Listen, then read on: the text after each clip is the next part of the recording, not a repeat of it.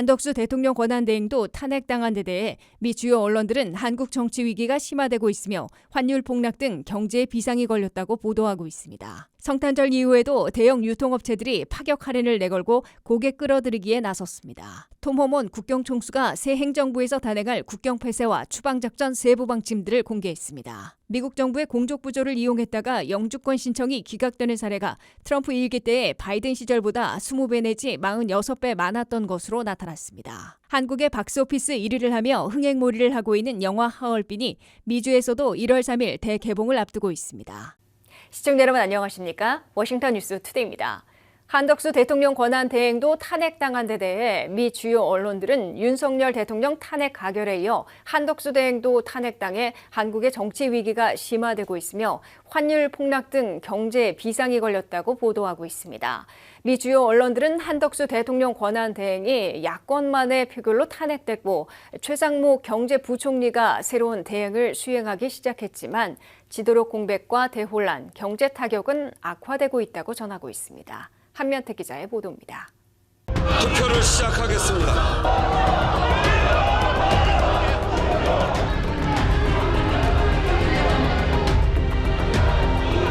가결됐음을 선포합니다.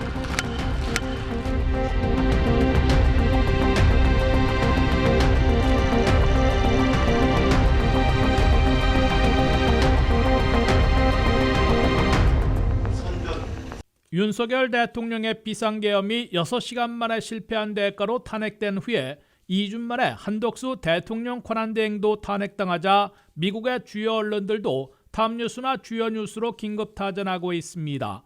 워싱턴 포스트는 일면 주요 뉴스로 한덕수 대통령 권한대행이 여당의 항의 퇴장과 불참 속에 야당들만의 표결로 찬성 192대 반대 0으로 탄핵소추안이 가결돼 대행직을 내려놓았다고 보도했습니다.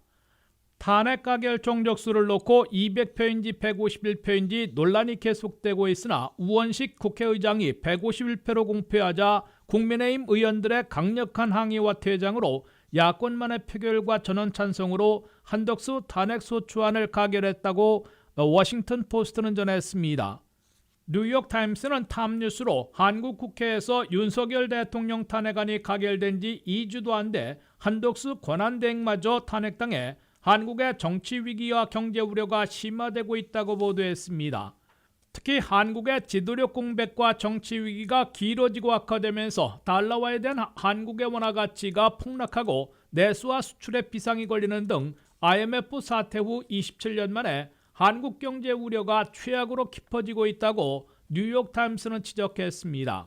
한덕수 국무총리는 유감이지만 국회 결정을 존중하겠으며 혼란과 불확실성이 추가되지 않도록 대통령 권한대행을 중단하고 헌법재판소의 신속하고도 현명한 결정을 기다리겠다고 밝힌 것으로 미 언론들은 전했습니다. 새로 대통령 권한대행을 맡은 최상목 경제부총리는 국정혼란을 최소화하고 국정을 안정시키는 데 최선을 다하겠다고 강조했습니다.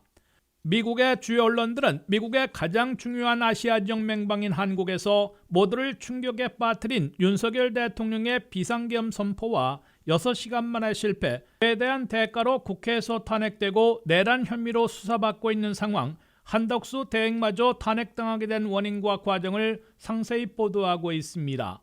워싱턴 포스트는 현재 모든 대혼란과 지도력 공백, 정치 위기와 경제 우려는 윤석열 대통령이 12월 3일 충격적인 비상계엄을 선포해 40여 년 만에 군사 통치를 시도했다가 6시간 만에 실패한 데서 비롯됐다고 지적했습니다.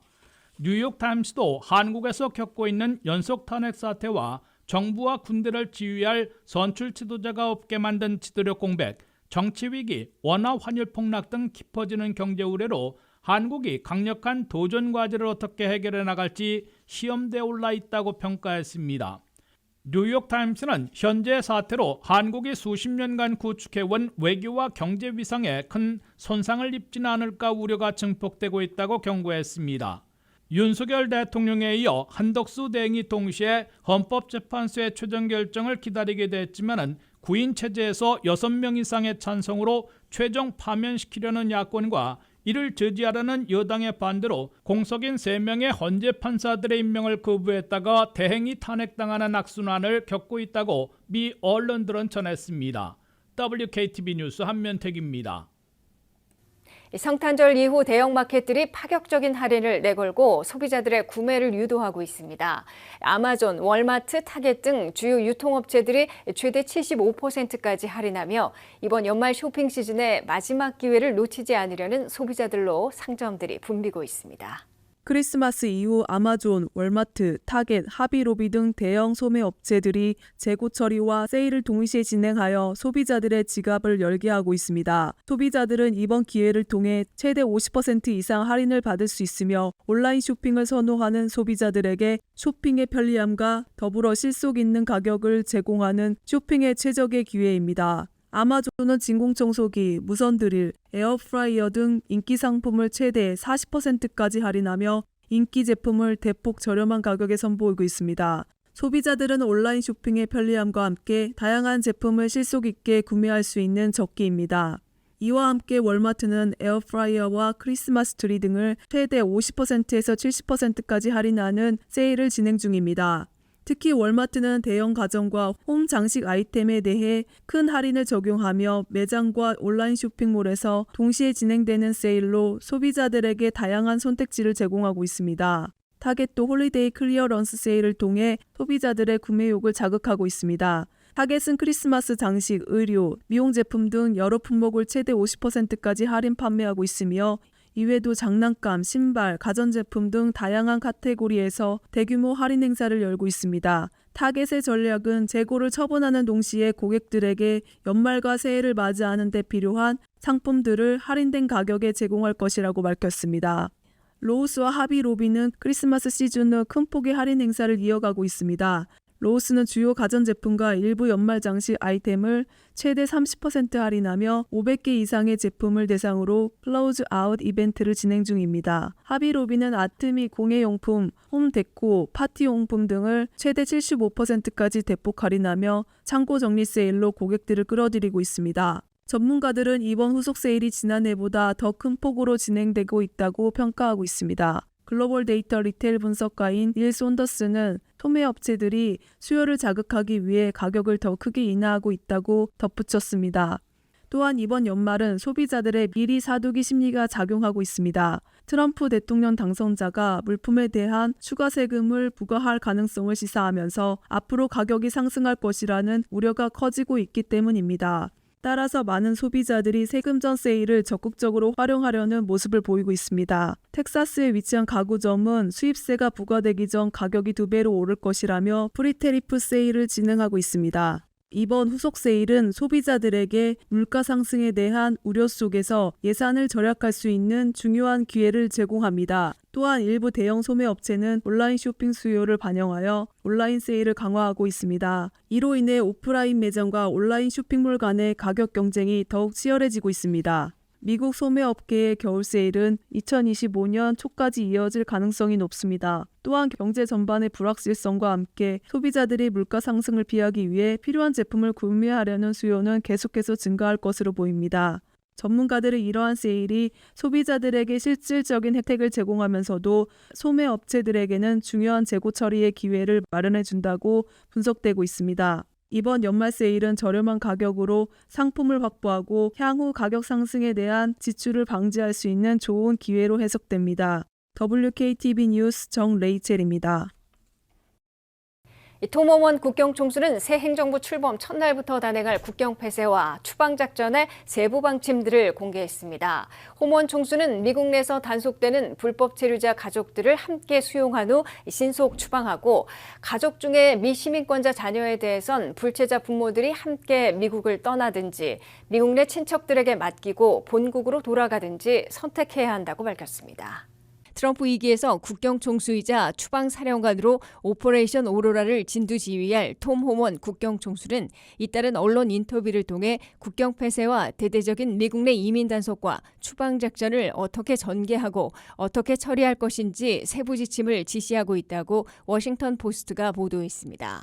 첫째, 국경 폐쇄와 관련해 바이든 행정부의 캐치 앤 릴리스, 즉 체포 후 석방하는 정책을 중단하고 난민 신청자들의 멕시코 대기 정책을 부활해 불법 입국을 원천 봉쇄하게 됩니다. 도널드 트럼프 차기 대통령은 이미 멕시코에게 불법 입국과 불법 마약의 미국 유입을 차단하지 않으면 멕시코와 캐나다산 미국 수입품에 25%의 관세를 부과하겠다고 경고해 놓고 있습니다.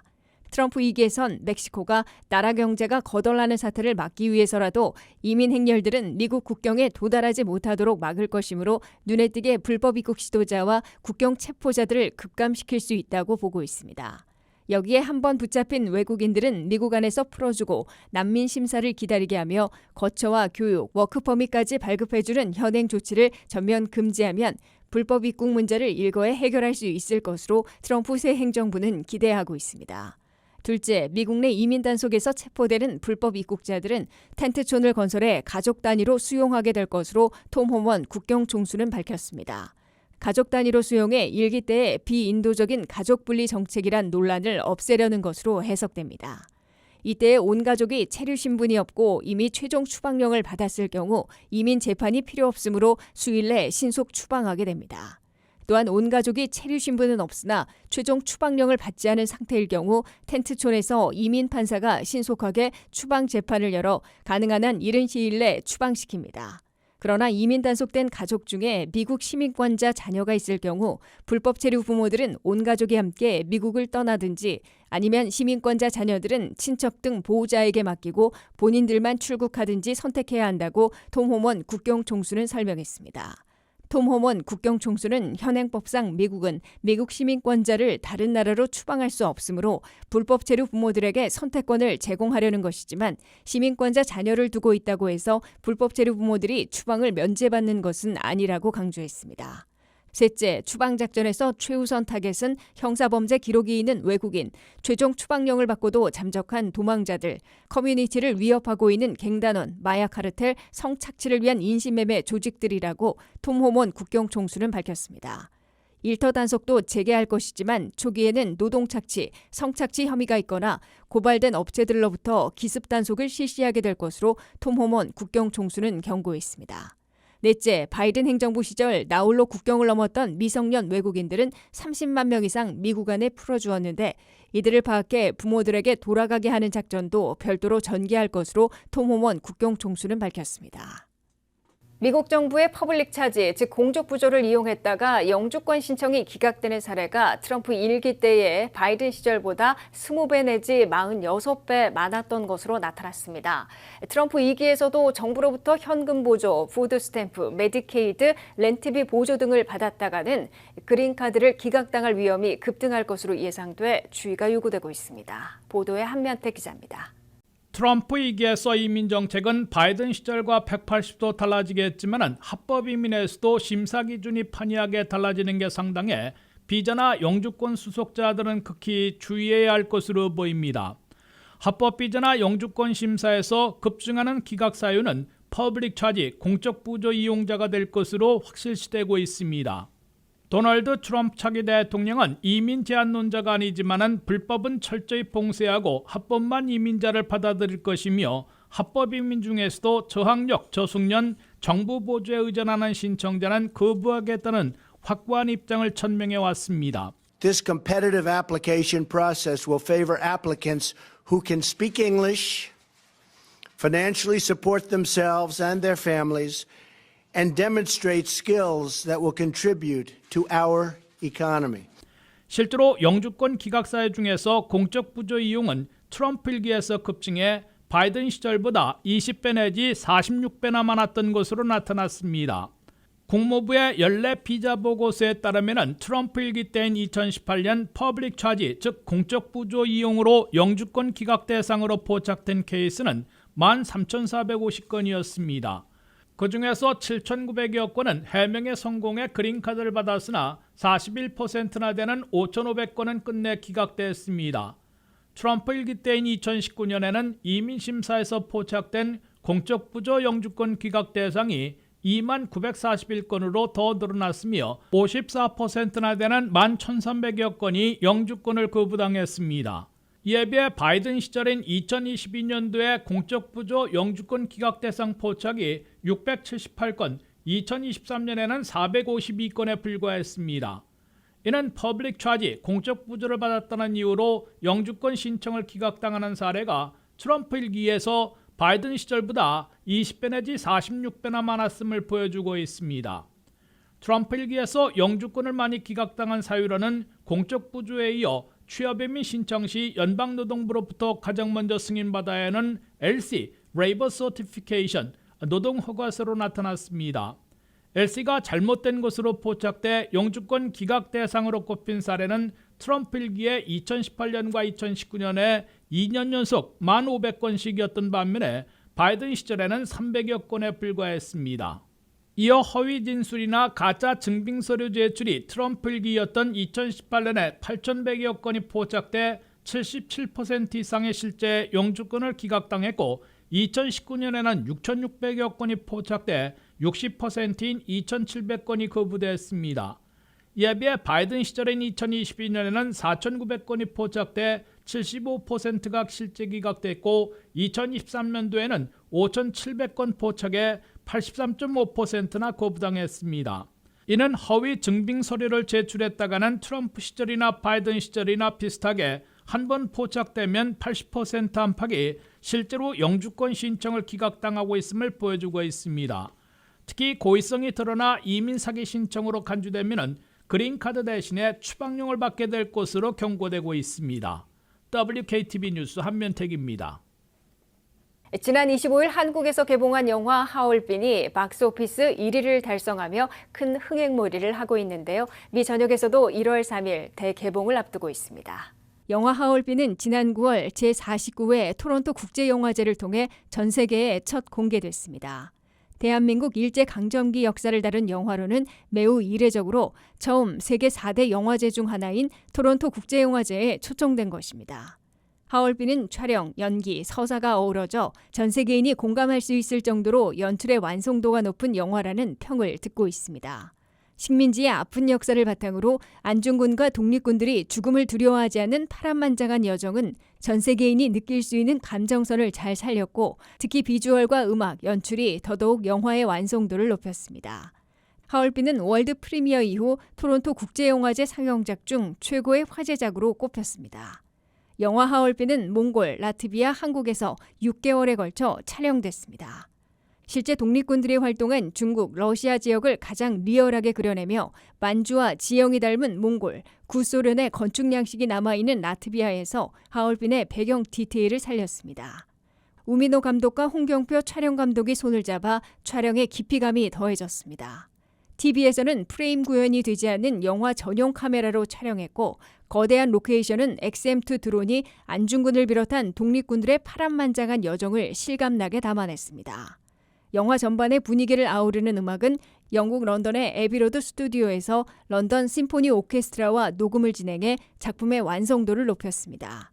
영화 하얼빈은 현빈, 박정민, 조우진, 전여빈, 박훈, 유재명 그리고 이동욱까지 K 콘텐츠의 흥행을 이끌어온 배우들로 하얼빈에서 선보이는 연기 앙상블이 몰입감을 높였습니다.